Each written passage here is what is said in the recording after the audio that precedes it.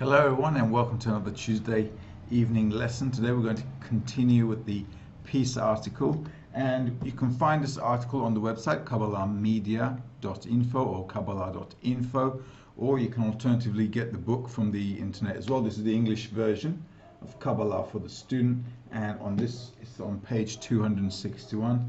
I happen to have all of our books, so you can also follow, like I said, from the internet as well. It's free to download. You can download the book in PDF form. You can also download the article however you like. Now, in the past few weeks, 2 weeks actually, we've been studying 2 weeks, or last week we started? Last week? Okay, so this is our second lesson on the peace article. So last week we started to look at this article after the two articles that we went over previously. One was Matan Torah and the other one was Arvut. So this is kind of the completing of the circle. And we looked at how humanity has been going through this struggle for hundreds of years, where they're trying to reconcile the good and the bad. You know, they can't understand why we're going through all kinds of horrific things in life, when in fact nature, creation, and everything around us is created so perfectly. It's in complete harmony, but we ourselves are having a really hard time. We're having a really bad struggle trying to make things work. So this is what the article touches on, and over the past lesson we went through some of the points and looked at what humanity came up with. So today we're going to continue where we left off, and we're going to start with the subtitle Proof of His Work by Experience. His work being the work of the Creator, which means spirituality. Okay, so how can we actually do our spiritual work, spiritual development, or you can call it, doesn't matter, and to come to the recognition of how this whole creation works by actually living it, by experiencing it. All right. So let's carry on. If you have any questions, please feel free to ask them on YouTube. You can also send all your questions on the internet as well. So let's see how we can carry on here. Okay, here we are. Proof of his work by experience. But he who wishes to criticize my words might still ask, although I have thus far proven that one must work to benefit people, where is the proof that it has to be done for the sake of the Creator? Indeed, history itself has troubled in our favor and has prepared for us an established fact, sufficient for a full appreciation and unequivocal conclusion. Everyone can see how a large society, such as that of Russia, with hundreds of millions in population, more land than the whole of Europe, second to none in wealth and raw materials, and which has already agreed to lead communal life and practically abolished private property altogether, where each worries only about the well-being of society, has seemingly acquired the full measure of the virtue of bestowal upon others in full meaning as far as the human mind can grasp. And yet go and see what has become of them. Instead of rising and exceeding the achievements of the capitalist countries, they have sunk ever lower. Now, they not only fail to benefit the lives of the workers a little more than in the capitalist countries, they cannot even secure their daily bread and clothes on their flesh. Indeed, this fact puzzles us, since judging by the wealth of that country and its plentiful population, it seems unreasonable that it would have come to this. It would have to come to this. But this nation has sinned one sin which the Creator will not forgive. All this precious and exalted work, namely bestowal upon others, which they had begun to perform, must be for the sake of the Creator and not for the sake of humanity, because they do their work not for His sake, which is the Creator's sake. From nature's point of view, they have no right to exist. Try to imagine if every person in that society were anxious to observe the precept of the Creator to the extent of the verse, and you will love the Lord your God with all your heart and with all your soul and with all your might. And to that extent would rush to satisfy the needs and wishes of one's friend in the full measure, imprinted in man to satisfy his own wishes, as it is written, love your neighbor as yourself. If the Creator himself were the goal of every worker while working for the well-being of society, meaning that the worker would expect this work for the sake of society to reward him with dvekut, adhesion with the Creator, that is, the source of all goodness and truth and every pleasantness and softness, there is no doubt that within a few years they would rise in wealth over all the countries of the world combined. That is because then they would be able to utilize the raw materials in their lush soil, would truly be an example for all the countries, and would be considered blessed by the Creator. But when all the work of bestowal upon others is based solely on the benefit of society, it is rickety foundation. For who or what would obligate the individual to toil for society? From a dry, lifeless principle, one can never hope to derive motive power for movement, even in developed individuals, much less for undeveloped people. Thus the question is, where would the worker or the farmer find sufficient motive power to work? For his daily bread will not increase or decrease by his efforts. And there are no goals or rewards before him. It's well known to researchers of nature that one cannot perform even the slightest movement without motive power, without somehow benefiting oneself.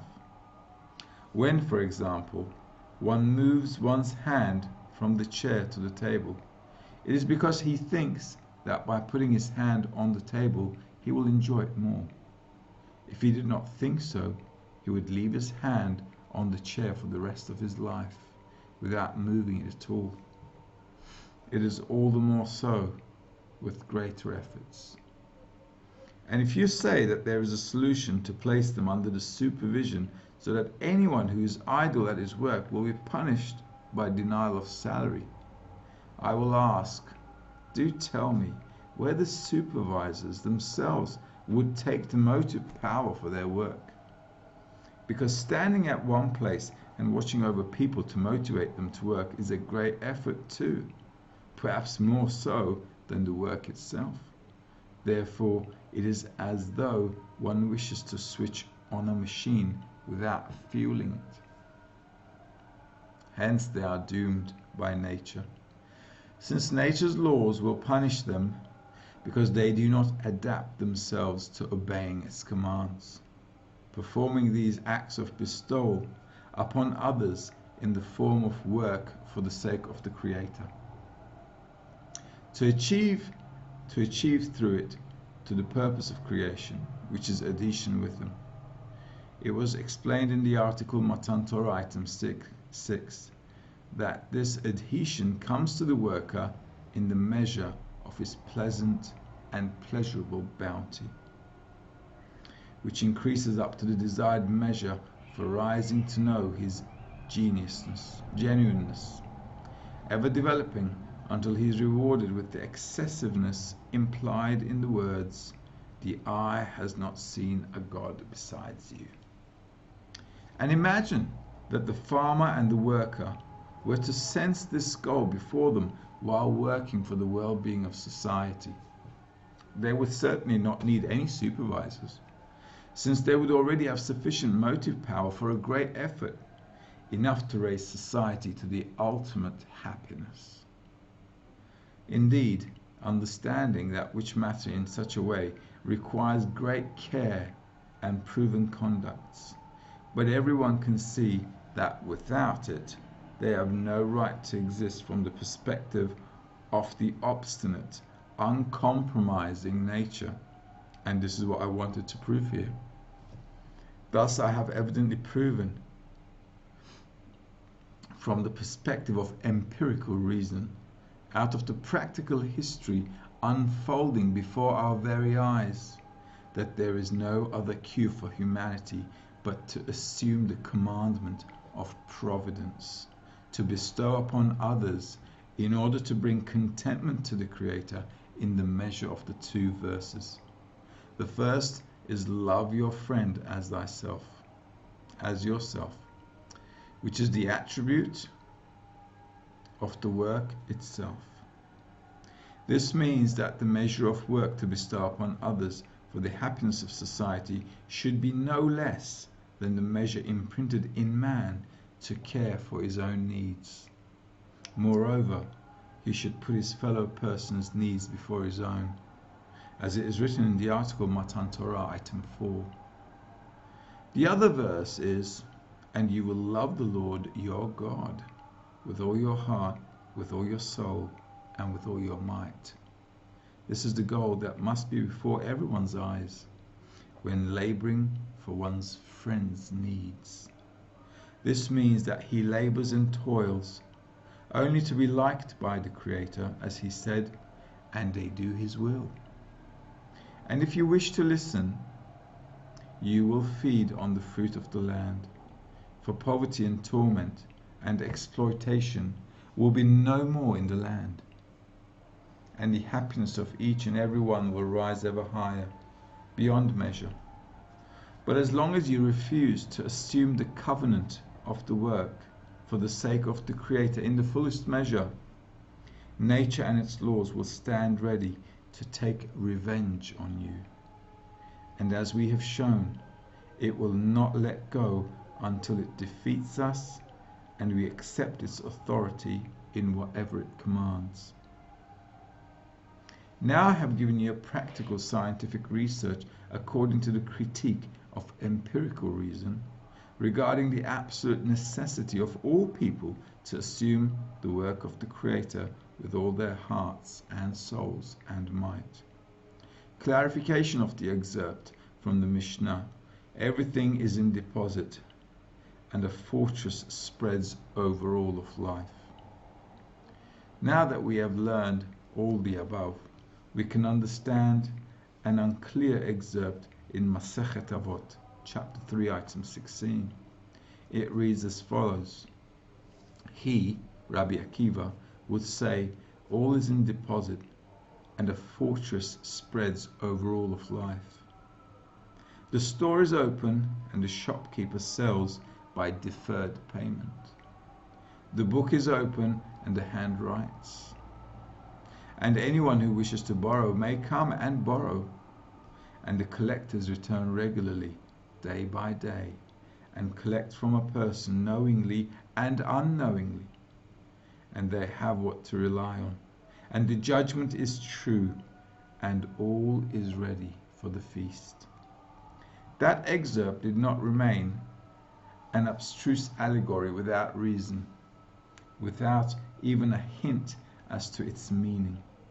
It tells us that here there is great depth to delve in. Indeed, the knowledge we have thus far acquired clarifies it very well indeed. The next topic is the wheel of transformation of the form. So let's see what Baal HaShem really wants to tell us here. He wants to give us an example here. He's saying, listen, no matter what you do in life, whether you all get together, try to have a great life by collaboration, cooperation, whether you want to build yourselves heaven on earth by working for each other, working for the benefit of each other, it's not going to help you if it's not directed towards the purpose of life.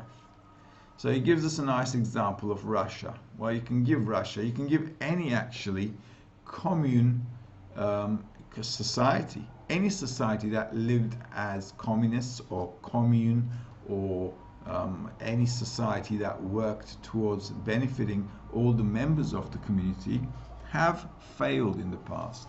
including many as such that we saw during the 20th century as well, when settlements around the world occurred, because people went in and they made a settlement and they got together, so they had a little commune, and everybody worked for the commune. However, though, what happened is the next generations afterwards, they didn't want to carry on. They wanted to go and fulfill their own desires. So here we've got a problem, saying, listen, even if all of us got together with the understanding, even if all of us were really developed human beings, and we sat down and thought about our lives and said, you know what, instead of killing each other, let's all work together for the benefit of everybody, okay, so that we'll have a great life here, and then we're all going to die anyway. So even if we made that plan, it wouldn't work out, because it doesn't have the Creator in the picture. So this is why he gives us the Russia example. As long as you don't have the Creator in the picture, you are going against laws of nature, because laws of nature are governed by a force. And by trying to do everything by yourself or a group of people together in a society, you are seemingly wanting to delete that force that acts in reality and in all of nature, and accordingly you will fail. Thus henceforth the USSR and any commune society that was developed to look after itself and its own benefits for the benefit of a better world in this world will not succeed. So he says, but you can succeed if you all do it to achieve adhesion with the Creator. And he does it, you know, he gives us a nice justification. He said, well, you know, if you don't have a good goal, if you don't have a purpose in life, then you're not going to have any motivation power to do anything. So if you don't have motivation power to do anything, you're not going to move. So there's no way communism or commune life or any kind of communal organization, you know, that society puts up without keeping the purpose of creation in mind is bound to fail, because human egoism is growing all the time. And if we're all going to get the same kind of, you know, lifestyle, life standards, whether we do things or not, well, you know, what's the point of doing it? Because I'm not going to get more if I work more. So it's nuts. So it's not going to work out. So he's saying the only time it will work out is if a person understands that by doing so, by doing good to others, he wants to progress and come to the purpose of creation. If he has such a goal, and if the society has such a goal, then nobody needs to be checked on any work. You wouldn't have to check anyone on the work. Why? Because everybody would be doing their best to look after the other, as the text says, love thy friend as thyself. Okay, so this is very important to understand, that humanity cannot leave the Creator out of the picture and try to, you know, suck this world dry. And we can see this in nature as well with the new virus. We just, you know, every time you want to abuse nature even more, there's a border to it. There's a line you can't cross. The minute you do, you get nailed. Nature will hit back. So this virus is a way of hitting back. Okay. So we've got one question from Francesco in Italy. Francesco. There's a fine line between maturity and personality balance in time. How can we be sure that Kabbalah is working on us and not time? Peace and virtue is also taught in religion. That's right. All of these things in Kabbalah are actually also mentioned in religion. But where did religions take it from? That's the question. Second of all, what religion has ever brought peace to humankind? What religion has ever said to us, listen, we have to work for each other. We have to come to love each other in order to reach the Creator while we live in this world. You see, religions do a lot of talking, And when it comes to the show, it's gas. That's how it is. So unfortunately, religions won't get you anywhere. And we can see this over thousands of years. It hasn't gotten humanity anywhere except killing each other brutally. So spirituality and the wisdom of Kabbalah, which comes from Adam and was first introduced to humanity by Abraham, focuses on what you need to do while you're living here to attain everything while you're still living here. But when you look at religions, what do they tell you? Religions say, hey, do what I tell you to do, and when you die, you're going to have a great life. Now, to buy that kind of crap, you need to be quite gullible. So Kabbalists say, listen, you got to believe what you see, and you got to do it right here while you live here. So there are some people who like to choose the religious path, which is to believe with your eyes shut and hope for the best when you die. But in the wisdom of Kabbalah, there's no hoping for the best when you die, because when you die, nothing happens. What is supposed to happen is when you live here. So Bala Sulam says the whole idea of reaching dvekut, adhesion with the Creator, should be while a person is living in this world.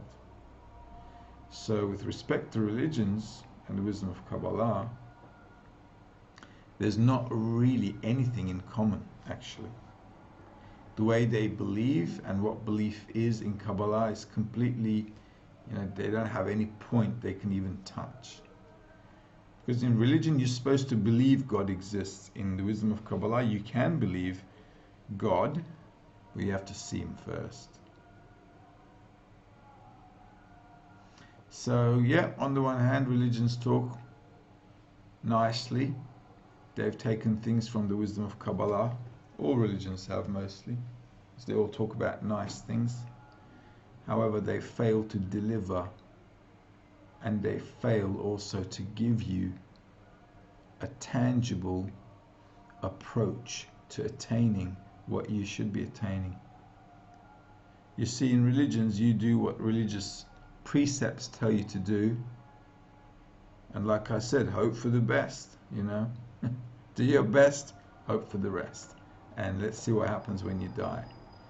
Well, Kabbalists have been saying for thousands of years, listen, if you're going to wait to see what's going to happen after you die, I'll tell you right now, nothing's going to happen. Because the purpose that this world was created is so that everything can happen right here. Okay? So, that's the difference. Okay? So, one is lip service, as they like to do in religions. When you go to a religious ceremony, the priest or the imam or the rabbi, they all like to do a bit of a lip service. But in the wisdom of Kabbalah, you actually have to walk you got to walk to walk.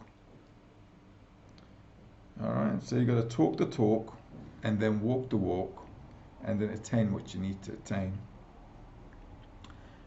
Otherwise, nothing's going to help you. Nice question, though.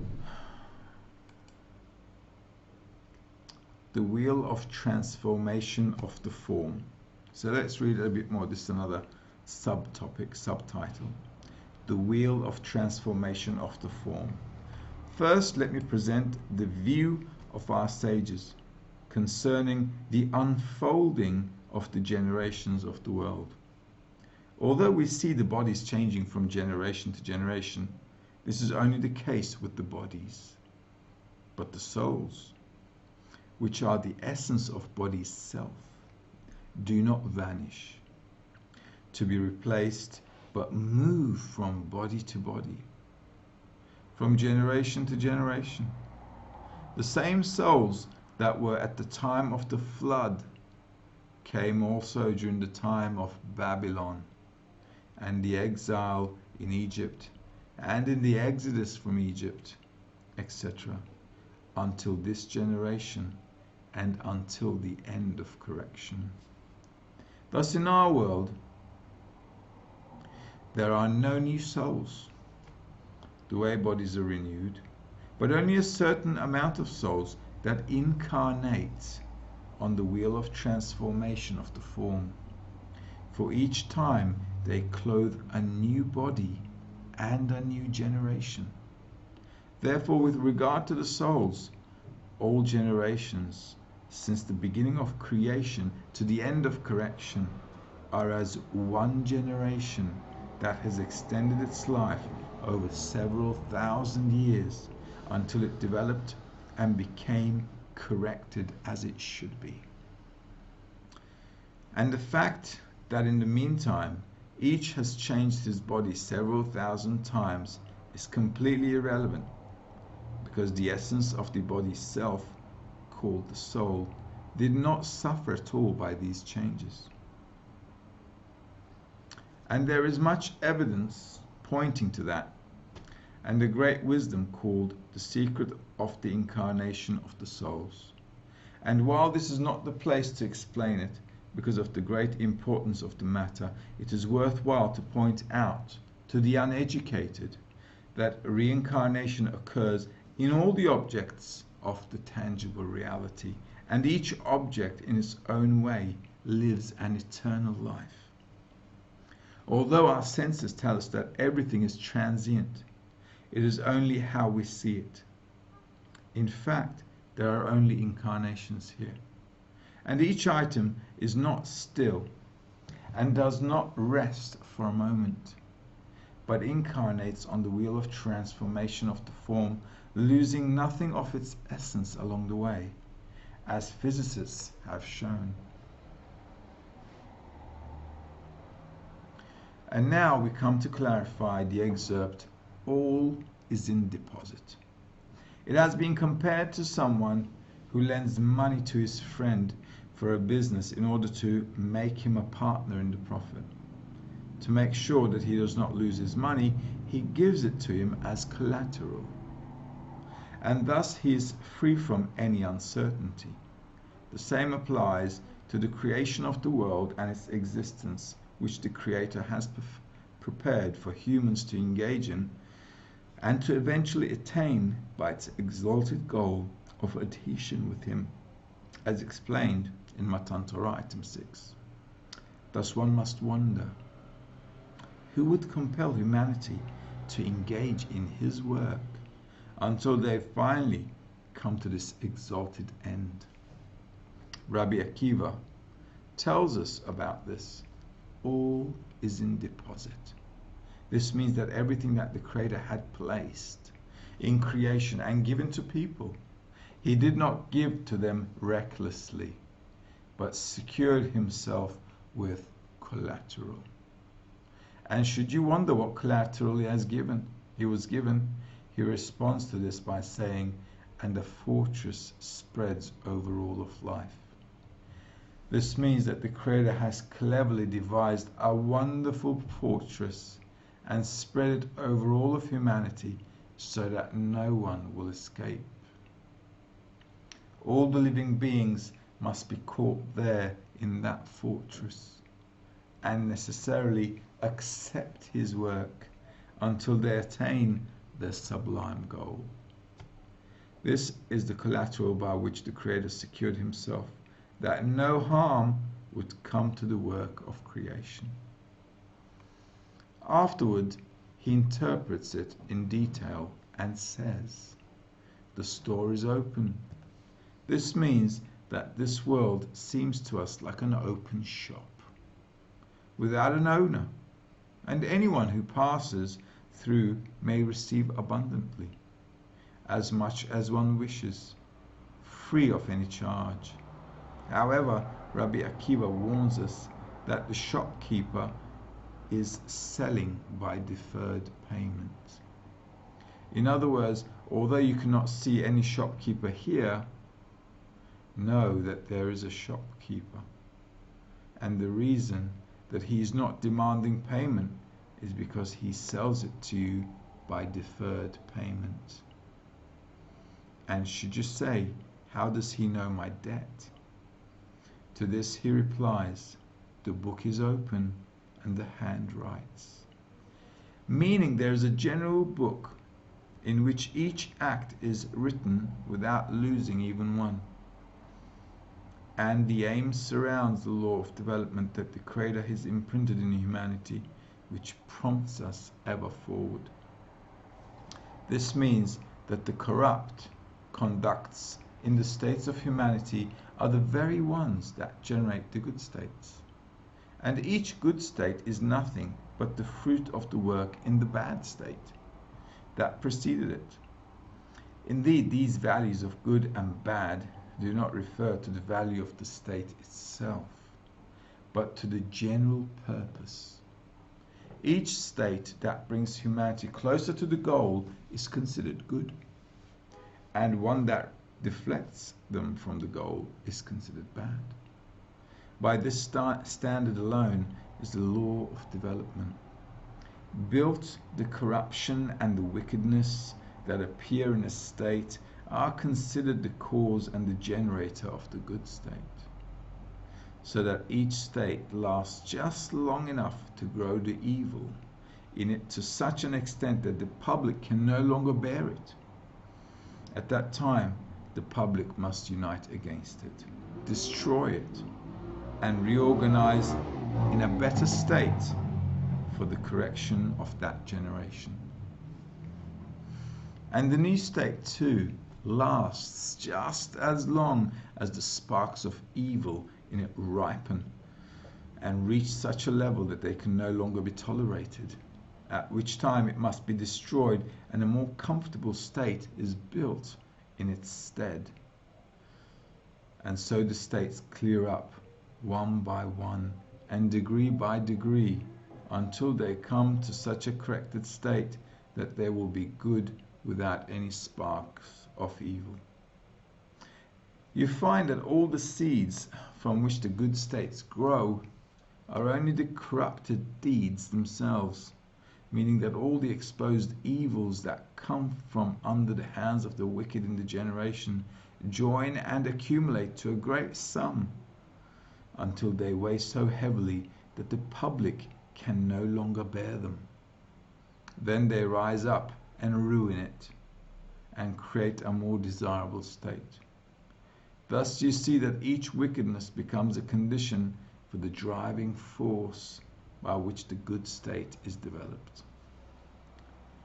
These are the words of Rabbi Akiva. The book is open and the hand writes. Any state that the generation is in is like a book, and all the evildoers are as writing hands, because each evil is carved and written in the book until they accumulate to an amount that the public can no longer bear. At that time they ruin that bad state and rearrange it into a more desirable state. Thus each and every act is calculated and written in the book, meaning in the state. He says, all who wish to borrow may come and borrow. This means that one who believes that this world is not like an open store without an owner, but that there is an owner present, a shopkeeper who stands in his store and demands of each customer the right price for the merchandise he is taking from the store, meaning toil in his work while he is nourished by that store, in a manner that is certain to bring him to the purpose of creation. As he pleases, such a person is regarded as one who wishes to borrow. Thus, even before he stretches his hand to take something from this world, which is the store, he takes it as a loan in order to pay its listed price. That is, he takes it upon himself to work to achieve his goal during the time he lives off the store, in a way that he promises to pay his debt by achieving the desired goal. Therefore he is regarded as one who wishes to borrow, meaning that he pledges to return the debt. Rabbi Akiva depicts two kinds of people. The first are the open store type, who regard this world as an open store without a shopkeeper. He says about them, the book is open and the hand writes. That is, although they do not see that there is an account, all their actions are nonetheless written in the books, as explained above. This is done by the law of development imprinted in creation against humanity's will, where the deeds of the wicked themselves necessarily instigate the good deeds, as we have shown above.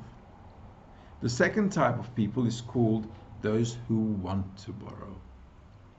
They take the shopkeeper into consideration, and when they take something from the store, they only take it as a loan.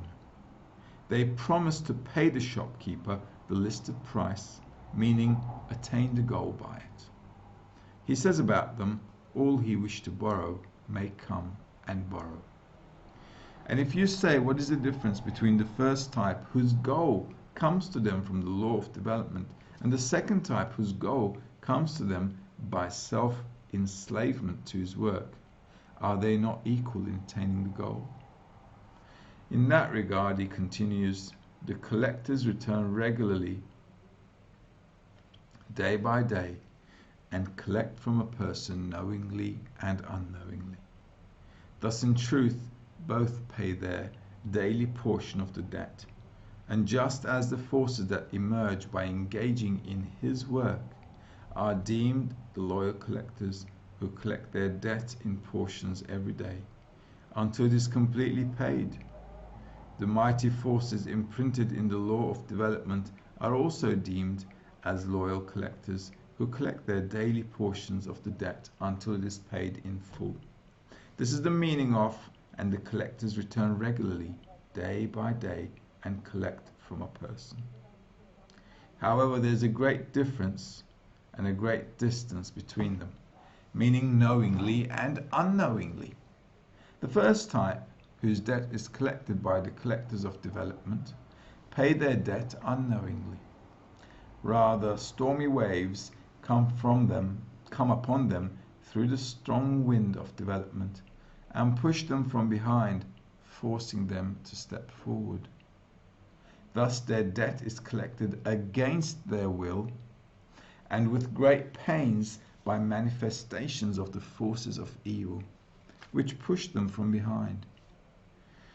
But the second pay their debt, which is the conscious attainment of the goal, of their own accord, by repeating the actions that hasten the development, the sense of recognition of evil, as explained in the article, The Essence of Religion and Its Purpose.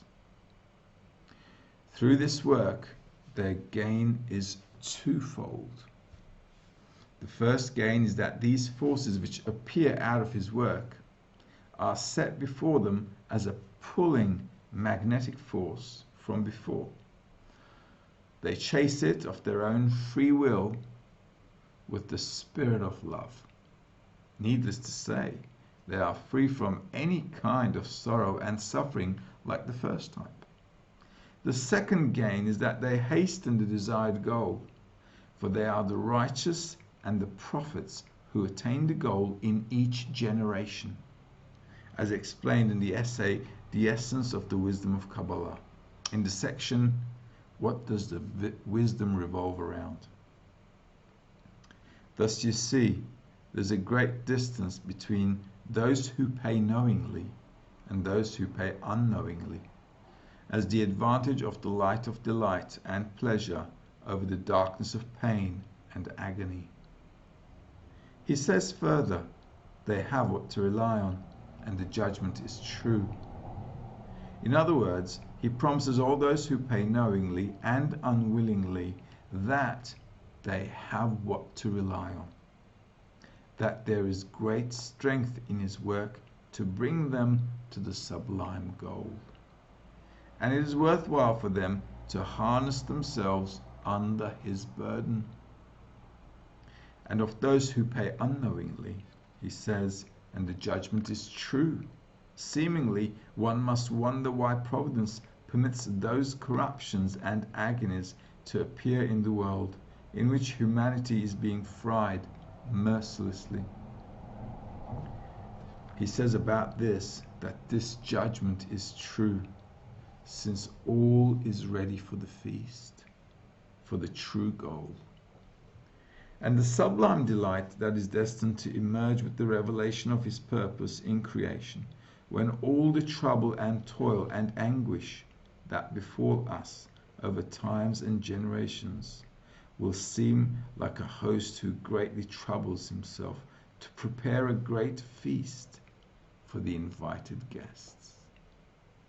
And he compares the anticipated goal that must finally be revealed for a feast whose guests attend with great delight.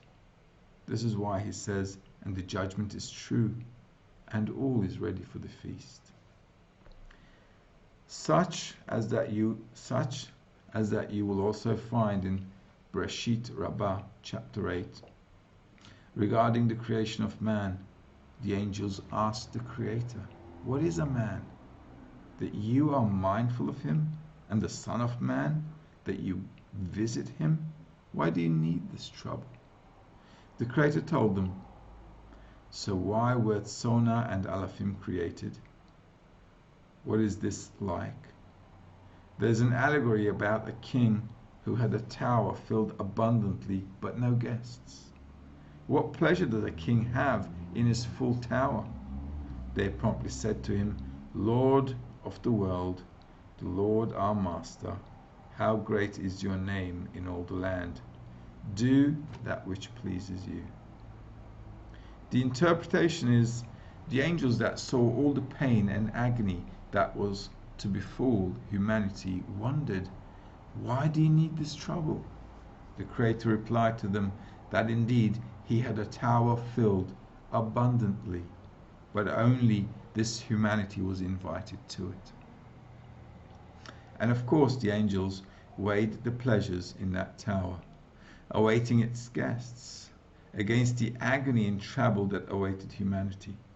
And once they saw it was worthwhile for humanity to suffer for the good that awaited us, they agreed to man's creation, just as Rabbi Akiva said, "The judgment is true, and all is ready for the feast."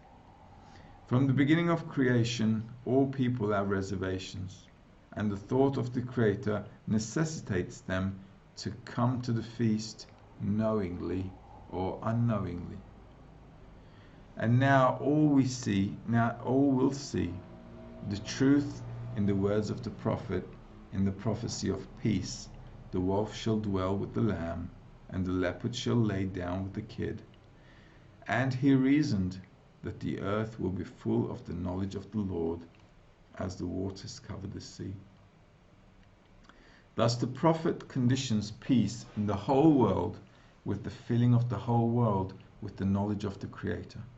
Just as we have said above, that the tough, egoistic resistance among people, along which international relationships deteriorate, all these will not cease from the world by any human counsel or tactic, whatever it may be. Our eyes can see how the poor, sick person is turning over in dreadful, intolerable pains, and humanity has already thrown itself to the extreme right, as with Germany, or to the extreme left, as with Russia. But not only did they not ease the situation for themselves, they have worsened the malady and agony, and the voices rise up to heaven, as we all know.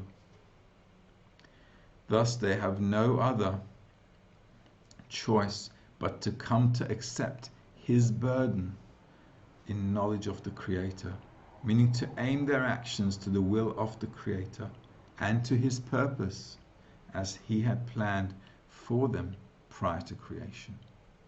When they do this, it is plain to see that with serving him all envy and hatred will be abolished from humanity. As I have shown above, since then all members of humanity will unite into one body and one heart, full of the knowledge of the Lord. Thus world peace and the knowledge of the Creator are one and the same. Immediately following, the prophet says, "And it will come to pass in that day that the Lord will set his hand, and again a second time, to recover the remnants of his people, and gather together dispersed of Judah from the four corners of the earth." Thus we learn that world peace comes before the gathering of the diaspora. Now you can understand the words of our sages at the end of Masechet Okatzin. The Creator did not find a vessel to hold the blessing for Israel, but peace, as it says.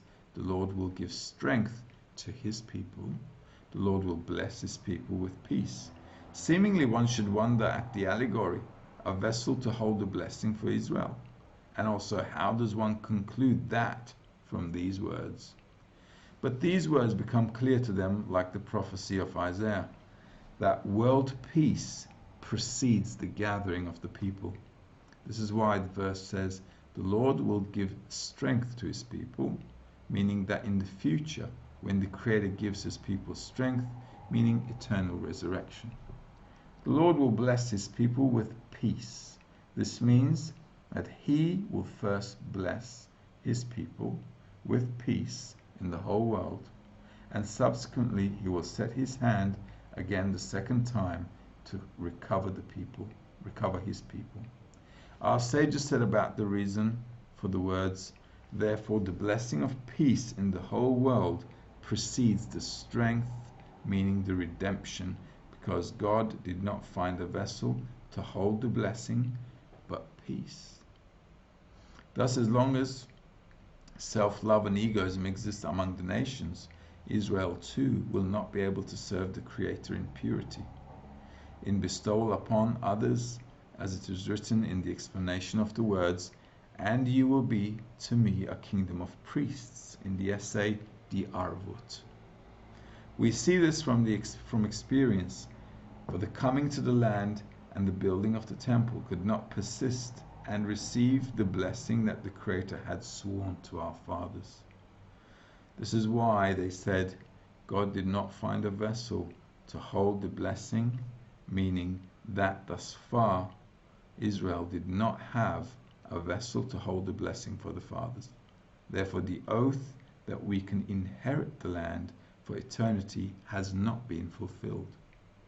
Since world peace is the only vessel that enables us to receive the blessing of the fathers, as in the prophecy of Isaiah. Meaning of foreign words. Okay, that's about it for the article. Now let's summarize all that we read, because we read quite a bit, didn't we? So it started with a quote with Rav Akiva. Rav Akiva was a great Kabbalist, as you probably might have heard. Actually, all our spiritual teaching since the destruction of the Second Temple is based on Akiva, because he was the teacher that established "Love thy neighbor as thyself."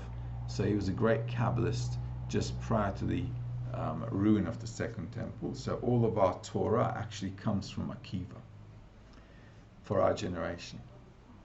So what is he trying to tell us in this long text that we read?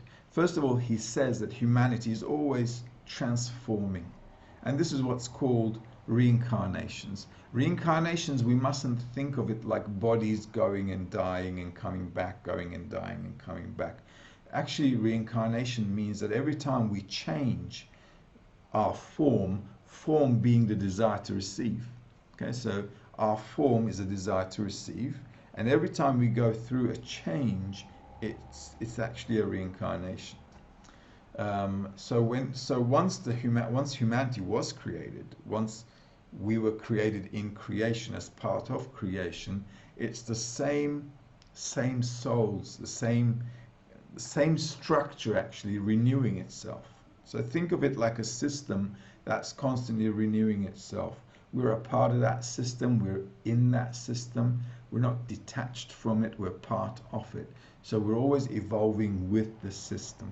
And humanity from generation to generation is also evolving from suffering to suffering. So suffering is on the one hand, it's giving us suffering, but suffering also makes us wise. Okay, it develops us, it makes us smarter, it gives us the opportunity to think about solutions to the problems that we have. So humanity has been constantly going through this turmoil, as he writes here. And he's also telling us here, well, look, we're going through one turmoil to the other because we're not really understanding what the work is and the purpose of creation is. So he's saying, at the end of the day, all of us are stuck here. And the Creator has put up a fortress around us. So there is no getting out of this system. So we have to walk this path. We have to get to the purpose of creation. And there's no escape from it. And then he opens it up a little bit. So how can we, how can we manage this situation? What do we have to do? Well, he says, well, there are two kinds of people. There are those who live in the world and they just do whatever they like. They think they can just run around, get what they want, take it, use the world, abuse the world, fulfill all their desires egoistically, and think they can get away with it. There's that kind of people. And he says about them, well, you're in a shop and you're not seeing the shopkeeper.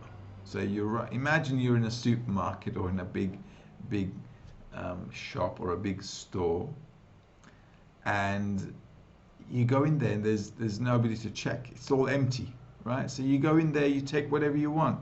Nobody's asking you any questions. There's no security. There's nobody at the cashier tills. No one. You just go in there and take whatever you like. That's one kind of people. And the other kind of people is they go in there, they take what they want to take, but they say, listen, where can I pay? So they look around to see where they can pay.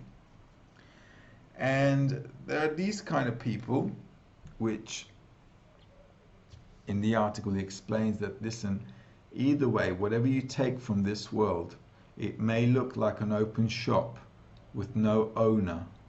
It may look like a shop where nobody is keeping your book, but you can be pretty sure that everything that you're doing, everything you're taking, everything you're doing is noted. And one day, somebody is going to come to collect that debt.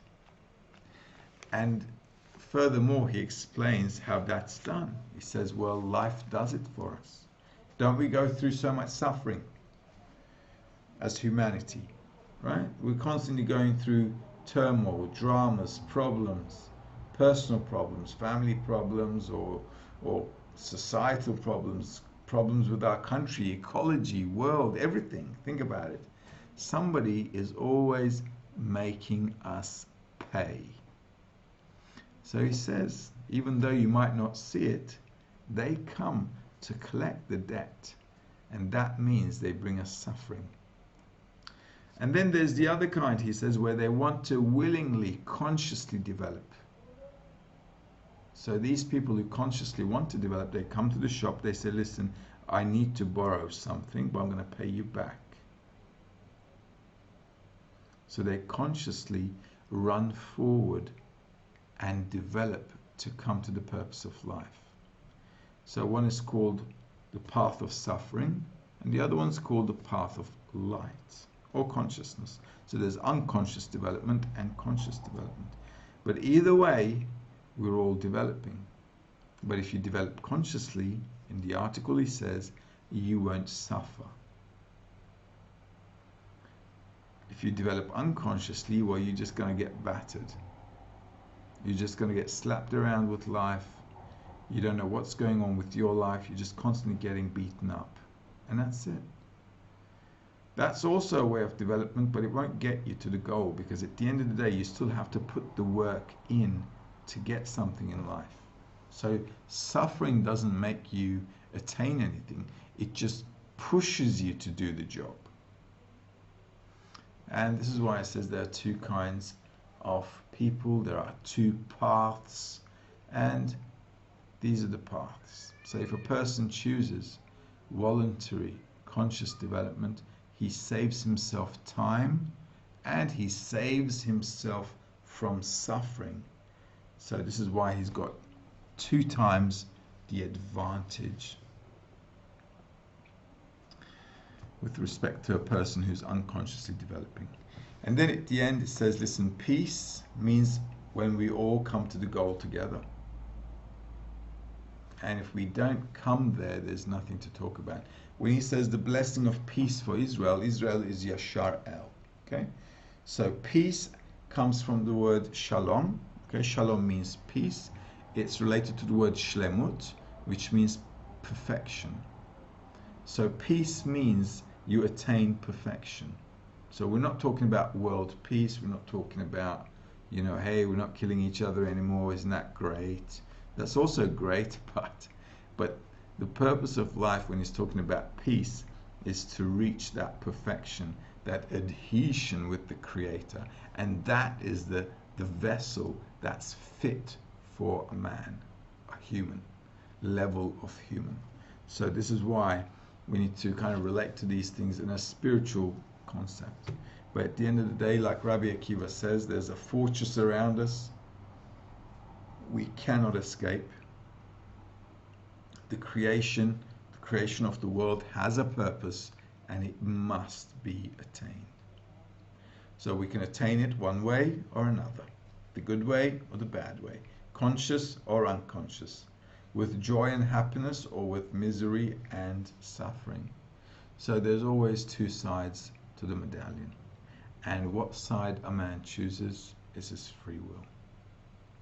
So the article is explaining to us that humanity has to come to perfection, and it must, in order to come to perfection, it must take upon itself this burden of transforming itself and working towards the purpose of creation, purpose of life.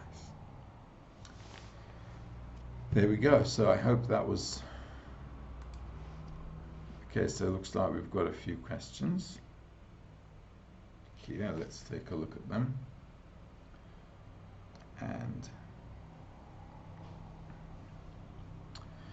Melike Chechek is asking, I've just started to listen to your lectures with my husband, but I don't feel that I'm yet fascinated about this theory, or do not yet feel anything towards it, as my husband, Mahir Chechek, says that my heart point needs to have the sparkle for the Creator to open up. How could I know if the sparkle will happen on me and that I will be making some spiritual progress to build on finding my soul? Thanks. Well, that's a nice question.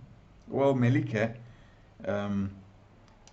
your husband Mahir probably was asking himself, why are we living? Okay, the dot in the heart, okay, the spark in the heart is a question mark. It's a question mark about our life. Why am I living? Why was I created? Why am I having a bad day? Why am I not really fulfilled in life? Why am I not happy? Or even if I am happy, there's still, you know, sometimes we feel like we have everything, okay? But it feels like we don't have anything. Okay, so for example, right, you're a woman, you can relate to what I'm going to say. For example, you have a wardrobe of clothes, okay? You have a wardrobe full of clothes, and sometimes you open it up and say to yourself, I've got nothing to wear. Right, can you relate to that? So our life is sometimes like that, okay? So it's like I have everything, I've got a bunch of stuff, but you know, it just feels empty. So inside of us, this spark is asking the question, why am I living? What's the purpose of life? So the wisdom of Kabbalah really captures that kind of a person. And everybody has a spark in the heart. All of humanity has. If we didn't have that spark in the heart, which is called the essence of life actually, we wouldn't even be alive here. It's that energy, force of energy that we all have that makes us live. But sometimes the spark in a person is you know, a bit awakened a bit more. Like in the article we just read, humanity is going from suffering to suffering, from turmoil to turmoil. So throughout these generations of reincarnations we're going through, finally we're coming up and saying, listen, why am I suffering? Why are we living? What's the point? Look at our lives. We're in a rat race. We're in a rat race. We live day to day. We're getting old. By the time, when we get old, we don't even know how life went by, just like that. Now you might be 30. Even when you're 30, 40, 50, think about it. How life just went by, just like that. Today you might be 30. Next, tomorrow you're 40. And then, wow, it's all of a sudden 40s. And then what happens to humanity? Nothing happens. We just end up dead.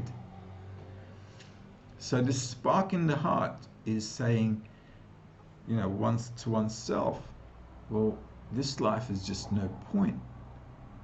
I'm going to work every day. Well, thank God now we've got the coronavirus. We can take a break from the rat race. But every day I'm going to work.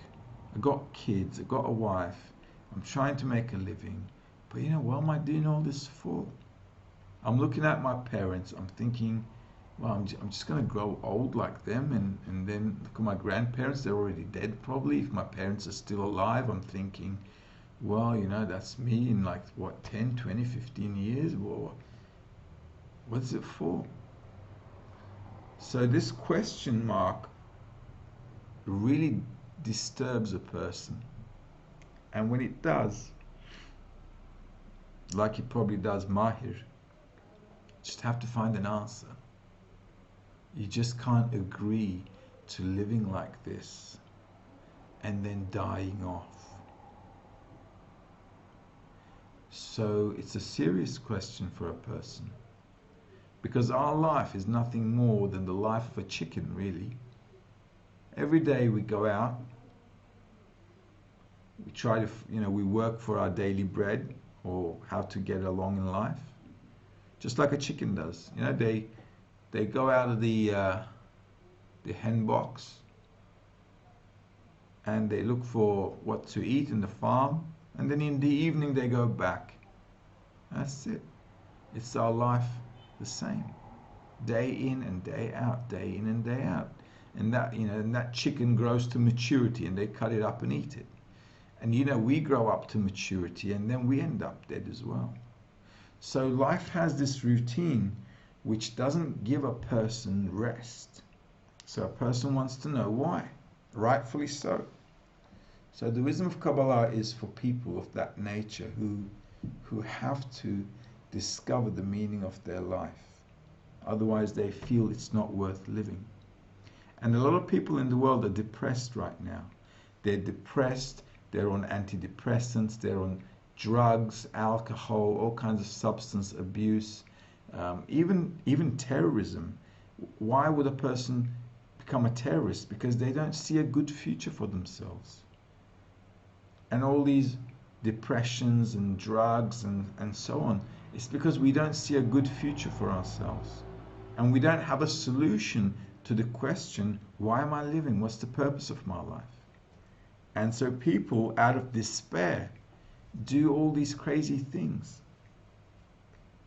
So it's a good thing Mahir actually found something related to what he thinks that or feels that resonates in him about the meaning of life. So how you can lighten this up a little bit is, first of all, you're lucky your husband is there with you, because a lot of people find strength when they study as couples, because actually you can understand each other better when you study the wisdom of Kabbalah, because we're talking about human nature and the laws of nature. So you get to understand each other better, you get to communicate better, because you begin to understand that you're both different in terms of your natures, and with the wisdom of Kabbalah you can actually reconcile all your differences by understanding. So you can then, by studying, begin to discover your true self. So by studying, it'll slowly resonate, hopefully, and it'll slowly in you'll also want to find why we're living. Especially also if you've got children too. If you're married and you've got children, you begin to look at your children, you look at the world and you look at your children and you think to yourself, what is going to happen to these kids? Because the world's going crazy, So the study is a way that can actually shine some light onto everything that happens to us in life. To ourselves, to humanity, to why we're created, what we need to do in life, and what we need to attain in life, so that we can actually have a soul, build a soul. Because we don't really have a soul. Somebody tells us we have a soul, but I've yet to feel one. Because we don't feel that we have a soul. We feel good or bad in this world. So we have to come to a state where we begin to live in a new form called the soul, which is not part of this body, but kind of on the side to this body. Just like, imagine we're living in this body, and we're living in this body, you don't have to imagine it. We're living in this body right now. Now imagine a soul, which is another entity, an independent entity, that has a full conscious existence and is a part of reality with full consciousness, understanding exactly the reason for everything, how everything works, how everything is integrated into one system. So our body is like an unconscious state, which is, you know, what we read in the article. This is why we're going through a lot of suffering as humanity. And the conscious state is our spiritual state, where we have actually everything in perfection.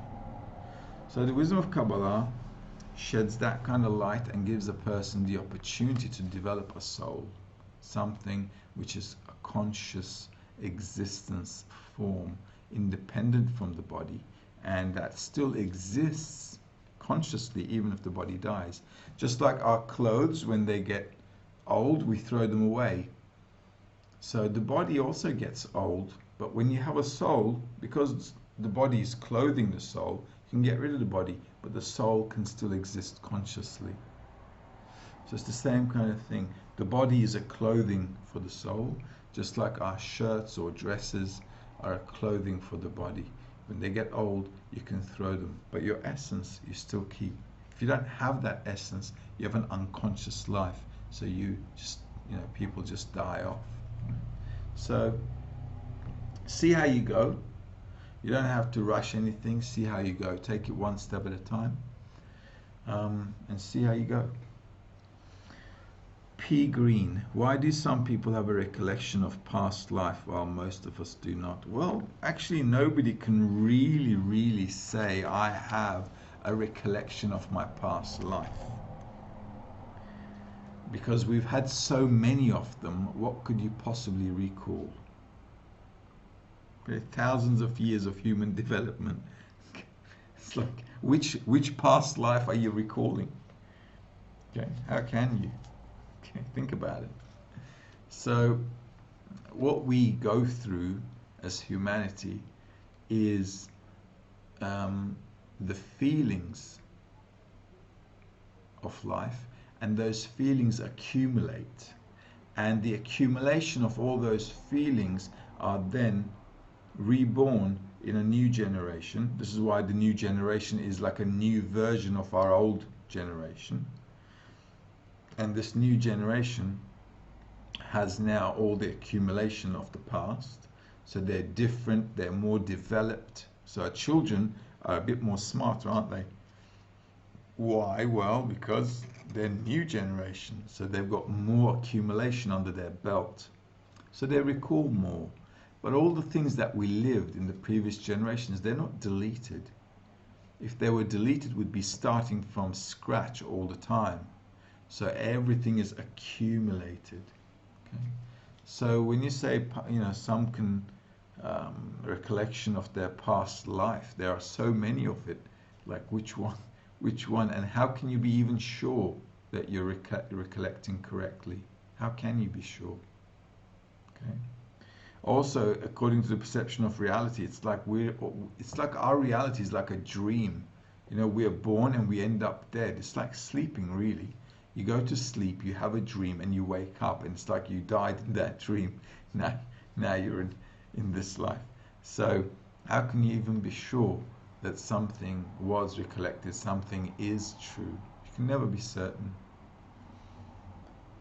Francesco's asking, as transformation correction occurs, can we consider gut feelings and vibes or internal sensations, positive or negative they may be, as a guide if our actions are wrong or right? Well, there is something in what you say, something called a gut feeling, and I respect that. But what we'd like to do is to reconcile it with understanding. Okay, so our development. This is why it's saying conscious and unconscious development in the article. So it's a nice way of looking at it. So our gut feelings, our sensations, are from the accumulations of all the generations. So sometimes you have a gut feeling not to do something, okay? It's because from all the previous accumulations of our lives, we understand that that's bad. It's not a good idea. So we get these gut feelings and senses. So it's correct what you're saying. However, though, it's always good to reconcile it with understanding as well, so it doesn't just remain as a gut feeling. This is why we have instincts. Animals also have it as well. The animal instinct. So animals intuitively stay away from evil. They understand what's wrong, okay? But they understand that it's wrong, but it's also instinctive in them. In us, though, in humanity, we've got to learn everything. Imagine, a baby has to learn everything. You gotta, teach it even how to, clean himself up, how to talk, how to stand, how to crawl, how to walk, everything. You got to teach a human being everything. But with animals, it's not like that. Seemingly, they're more developed. They're born, they hatch out of an egg. Few hours, they're walking already behind their mum, and they started life off. By the time we start walking, a year goes by or even more, and then by the time we start talking, already 2 years has to go by, and even that's all limited. So things with humanity is always really, really slow, and takes time to kind of chew, digest, and settle it in. So on the one hand, what you're saying is true. On the other hand, though, we have to reconcile it with cause and consequence, so we can have conscious development.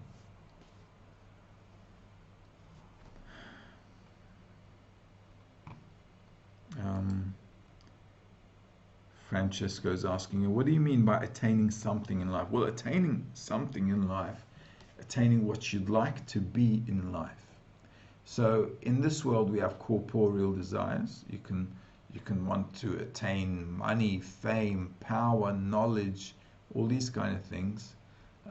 In spirituality, attainment means attaining godliness, meaning that you begin to perceive, understand, and exist in reality like the Creator does.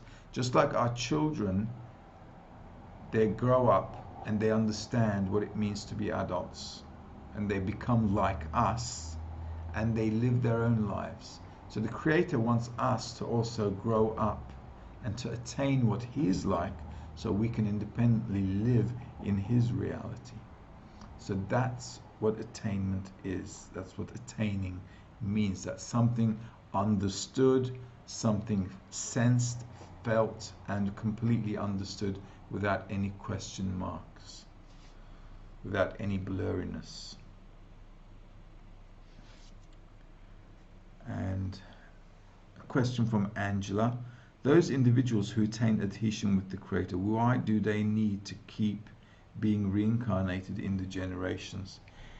They're only reincarnated if they have still what to correct. Because correction is a process and it has levels. Until one comes to the final correction, one is constantly coming back, because this world is actually the basis of correction. So it's like starting from this is like the starting point. So until you finish all your corrections, until you come to full consciousness, that's actually what correction means, right?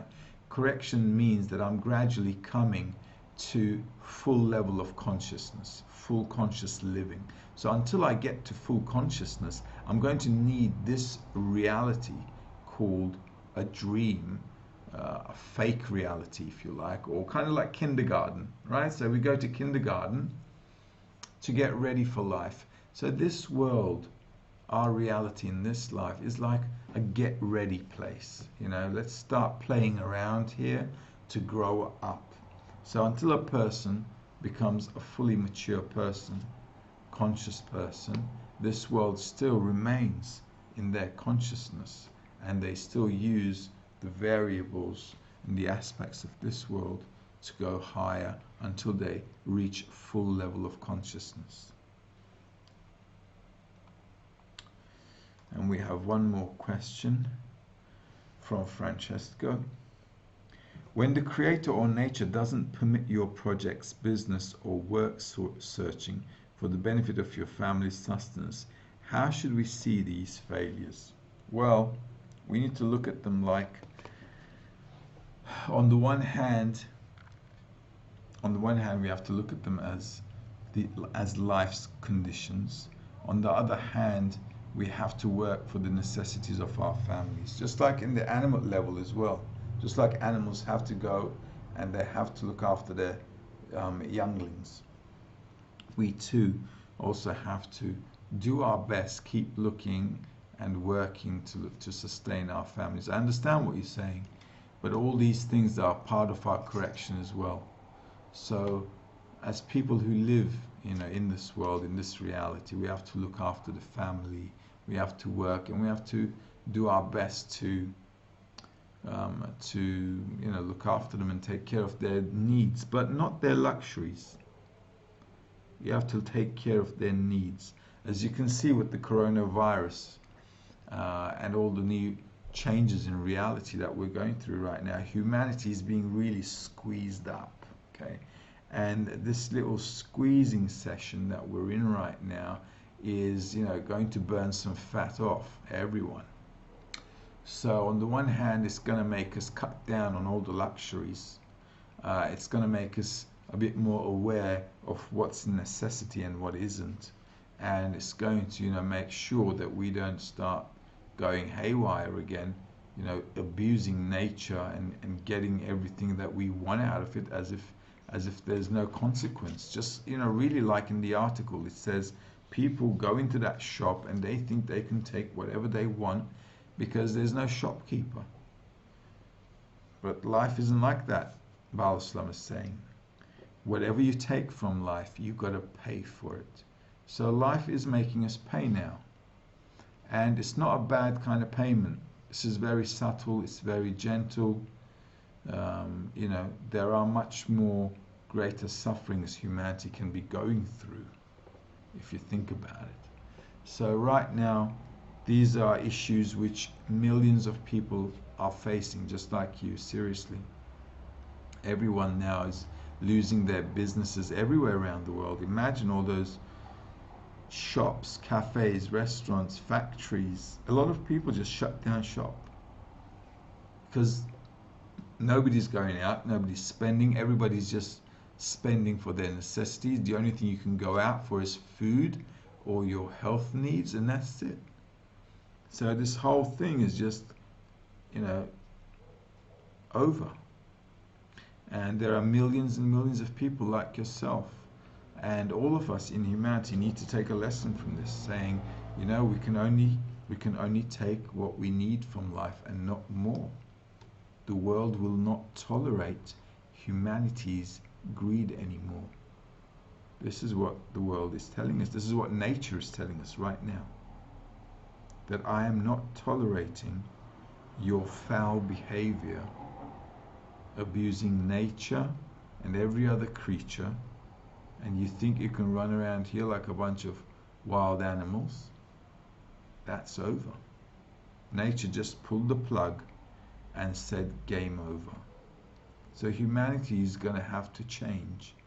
So when that change is coming, it comes with labor pains. It comes with labor pains, it's the state, it's the birth of a new state, and it comes with labor pains. So we're going to have to do our best to only work for our necessities and not take more than what we need, because life, nature, God, call it whatever you like, He's going to hit us back hard.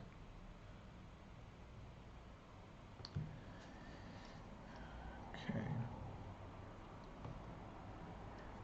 Angela is asking, Abraham and Moses are no longer being reincarnated. Well, like I said, if you reach Your final correction. There's actually a Shamati article that says what level do you need to attain in order not to be reincarnated again. So you can also find that in the Shamati article. Every person who corrects everything does not need to be reincarnated. So yeah, if they're in their final correction, they don't need to come back. They don't need to come back to this reality. Do they exist? Yes.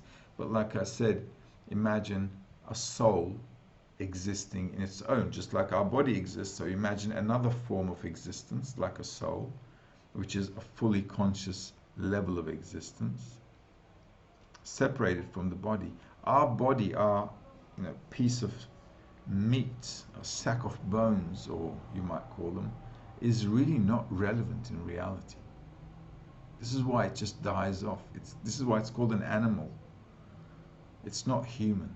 Human is a conscious form of existence. That's what human level is. We live in an animal level, a wild animal level, an abusing animal level. This is why the state of humanity is so corrupt. So once a person corrects himself, he's still in the system, but he doesn't have to exist in this body. Why would I need to exist in this body? We're like in a prison here. Seriously, it's like you're stuck in a prison. It limits everything. This body is just a burden on humanity. P. Green is asking, once you reach adhesion with the Creator, have you not reached the final correction? There are levels to it. There are levels to it. So a person has to attain the full level of adhesion. There are 5 worlds, 5 parts of him, and 5 lights. So all in all, there's 125 degrees of spiritual elevation, spiritual consciousness, and a person needs to attain them. Matana is asking, are those in a kibbutz focused on group advancement or becoming more adhesive to the Creator? No, not at all. There were many communities living in a commune way of life, like in the kibbutz. But the only reason they came together was actually to make their survival a bit more secure, safe, and better. That's why they all came together. So it's a form of settlement where everybody is working for the benefit of the settlement, and this is how they actually were able to build from scratch a community or a country or a nation and so on. But it has nothing to do with spirituality or living in a commune state to attain the purpose of life. By no means. Thomas is asking, and how to know this, how to test this and know what you are saying is true. Well, you can't really test what I'm saying is true.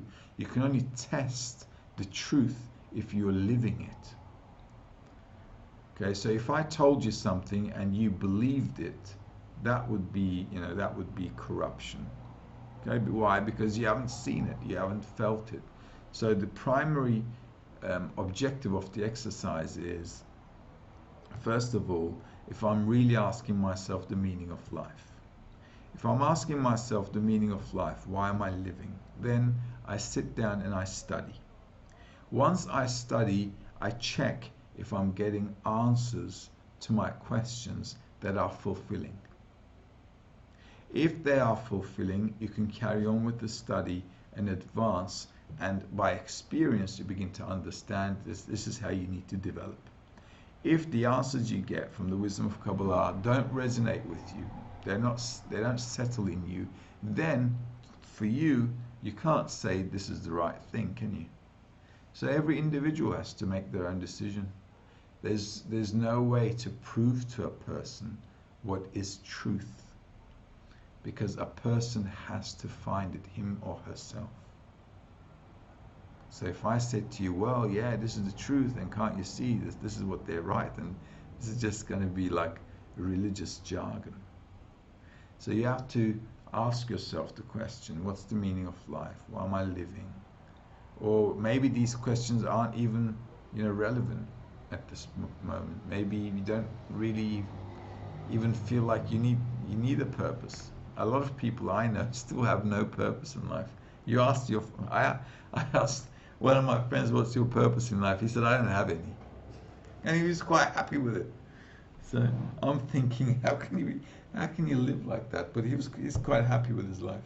So what can you do? Kind of jealous. So this is how things work. You have to study to see if it's right for you or not. If it's not right for you, keep searching for something that is right. Somewhere along the line, something will pop up. Melike is asking, from my understanding, it's like we're asleep, waking, and need to wake up, right? Exactly. And as you can see, life is shaking us up. Life is saying, wake up. Melike, please wake up. This is exactly what life is saying. This is why we have the coronavirus. This is why we have economic crises knocking at our door right now. This is why we have a bunch of depression, cancer, all kinds of sicknesses. Look at the world. Look how bad it is.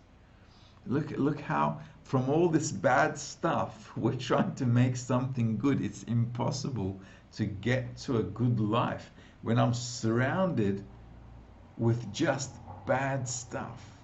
And the worst thing is you never know what's going to happen tomorrow. You don't know what's going to happen right now. You can't tell. So we're running around like headless chickens, like, with chickens, their heads cut off, running around the planet, trying to find that last bit of, grain that I could eat. It's crazy. It's crazy. So yeah, life is forcing us, wanting us to wake up. You're right. There we go. So we had quite a bit of questions today, and it's 10:30 nearly, so we've come to the end of our lesson. Today we finished the peace article. It was a very fundamental article, so I really wanted to finish Matan Torah, the Arvut, and the peace article. These three articles are really, really important for us. Next week I'm going to start looking at some other articles where we can start to put some more into our spiritual work. So you'll get an email as to the topic. I'm probably going to have a few more chains of articles. Maybe we'll do something from Rabash, maybe we'll do a few things from Baal Islam. We'll see how we go. But what we're going to do now is we're going to add meat every week, a little bit more here, a little bit more there, so we can actually look at, deepen our understanding towards our life. And also, though, what I want to really do is for all our friends in the groups around the world to actually delve into Baal Islam and Rabash a bit more, so that we can actually use these materials in our work day to day, in our spiritual development. All right. So pretty soon you'll get that email with next week's topic on it, when I figure out how we're going to move forward. Until then, take care. All the best to everyone. Have a great evening or good day, depending where you are. Bye bye.